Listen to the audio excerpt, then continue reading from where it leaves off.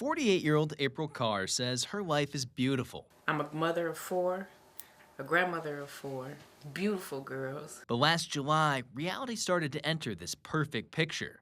Physically, April was starting to feel off. I knew, how you just know something isn't right with your body. You just start to feel fatigue. There was no doubt something wasn't right. But without insurance at her new job, April wasn't ready to incur the bill for a hospital visit.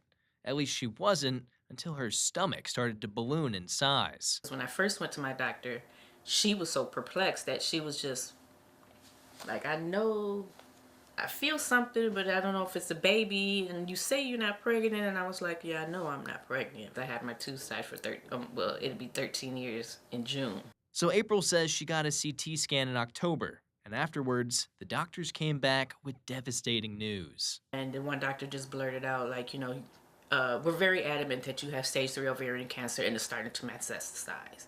And I was like, I just need you to give me a minute because I was there by myself and I had to call my mother.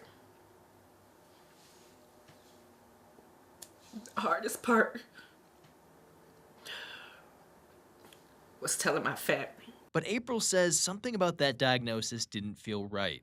And believe it or not, she was dead on. She says another doctor ran another round of tests, and they found something much less common than ovarian cancer. He said that you have what is a rare form of cancer called pseudomyoperitoneum.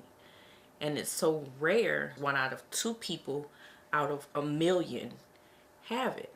According to the Cleveland Clinic, this ultra-rare form of cancer starts in the appendix and is characterized by the spread of mucus tumors in the abdomen, causing the so-called jelly belly that April had. She says this twist was scary, but she still had her family visiting along the way to give her strength during the hard parts. First, a surgery in November in Toledo. So I had a 7-pound mass that was removed, and I had a total hysterectomy.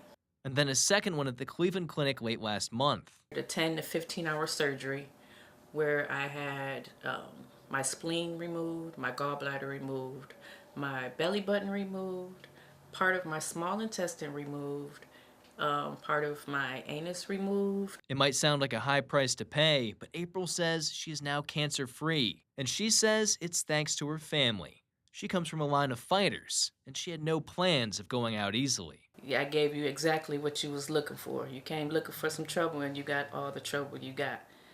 And I sent it back to its maker.